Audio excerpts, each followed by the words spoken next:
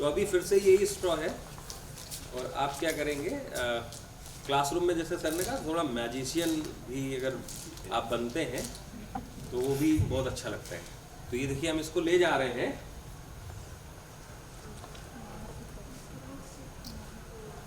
ठीक है।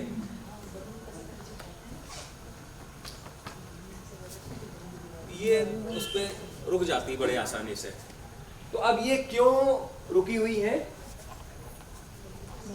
Why they are stick on the board? Because of sir अब आपके पाले।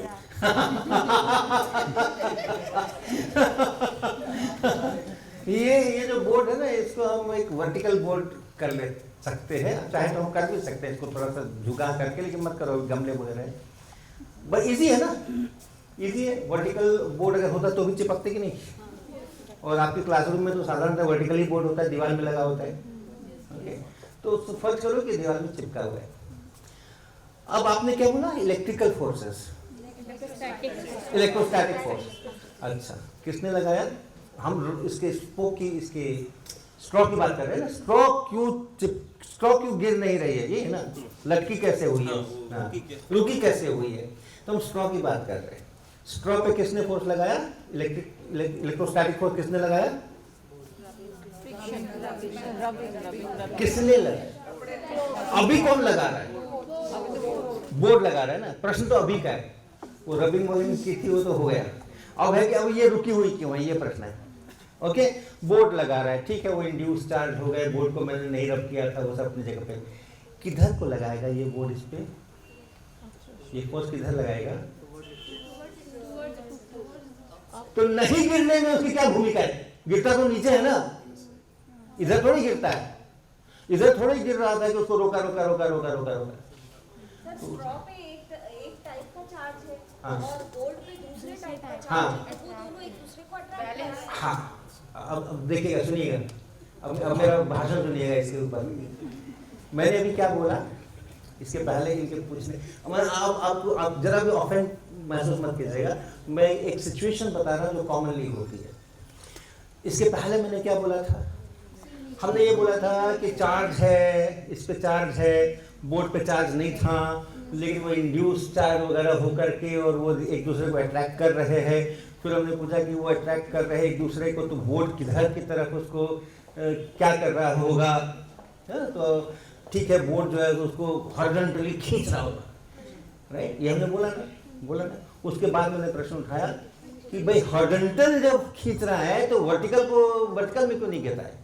वर्टिकल में कौन रोक रहा है उसको? तो ओके, वेट। अब इन्होंने मेरे को क्या जवाब दिया कि वो अपोजिट चार्ज है तो अट्रैक्ट कर रहा होगा ना। इसके पहले मैंने नहीं बोला था क्या कि वो अट्रैक्ट कर रहे होंगे? इसके पहले मैंने नहीं बोला था कि वो न्यूट्रल होने के बावजूद भी, जैसे यहाँ दिखाया था कि मेरा हाथ अट्रैक्ट कर रहा था, न्यूट्रल होने के बावजूद भी इंड्यूस चार्जेस हो जाते हैं और इसलिए वो अट्रैक्ट करते, बोला था ना मैंने। इन्होंने नहीं सुना ना, उसको नहीं सुना ना उन्होंने, और इसीलिए उन्होंने ये प्रश्न कर दिया कि अपोजिट चार्ज है तो अट्रैक्ट तो करेंगे ही। मैंने बोला ही था कि अट्रैक्ट करेंगे, इन्होंने बोला करेंगे ही और जोड़ दिया उसके अंदर में। ये होता है, ये होगा, ये जरूर होगा, ये बार बार होगा। क्योंकि जब हमने प्रश्न किया कि ये गिर क्यों नहीं रहा है, ये स्ट्रॉ गिर क्यों नहीं रही है, अब उन्होंने सोचना शुरू कर दिया गिर क्यों नहीं रही है। चूंकि उन्होंने सोचना शुरू कर दिया है, इसलिए उन्होंने मेरी बोली हुई बात नहीं सुनी है। उनका कोई दोष नहीं है, बहुत अच्छा काम कर रहे हैं। हमने एक प्रश्न खड़ा किया, उन्होंने सोचना शुरू कर दिया। हाँ, अच्छा नहीं गिर रहा, क्यों नहीं गिर रहा है? तो कुछ उन्होंने अपना सोचना शुरू किया कि अच्छा क्यों नहीं गिर रहा होगा। तो जब वो खुद सोच रहे हैं तो उनका अधिकार है, उनका अधिकार है कि जैसे ही प्रश्न हमने पूछा है वो उस पर सोचे, और हम चाहते हैं कि वो सोचे, ना केवल उनका अधिकार है, हम चाहते हैं।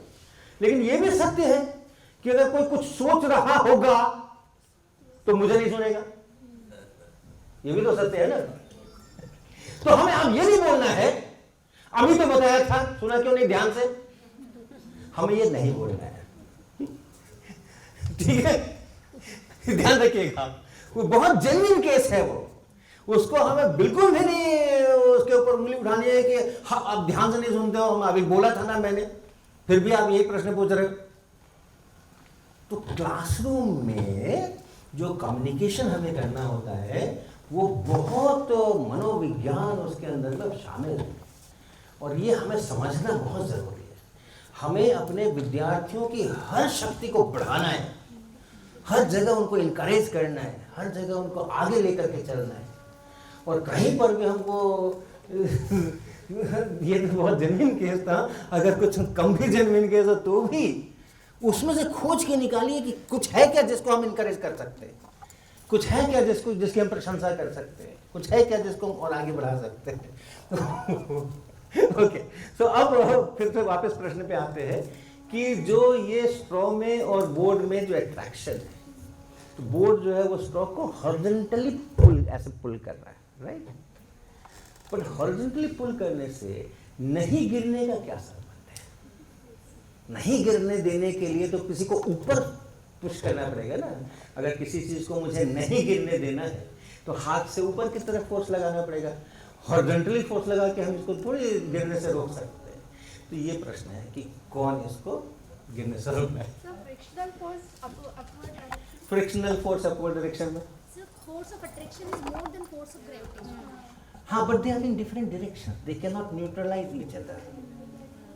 सर वुड मान लो मैं बहुत सारा फोर्स इस पे लगा दूं हॉरिजॉन्टल डायरेक्शन में, बहुत सारा फोर्स लगा दूं केवल हॉरिजॉन्टल डायरेक्शन में, वर्टिकल में ना लगाऊं, केवल ऐसे। हवा चल रही है खूब तेज, तूफान आ रहा है, उड़ रहा है ये, लेकिन उड़ते उड़ते गिरेगा ना।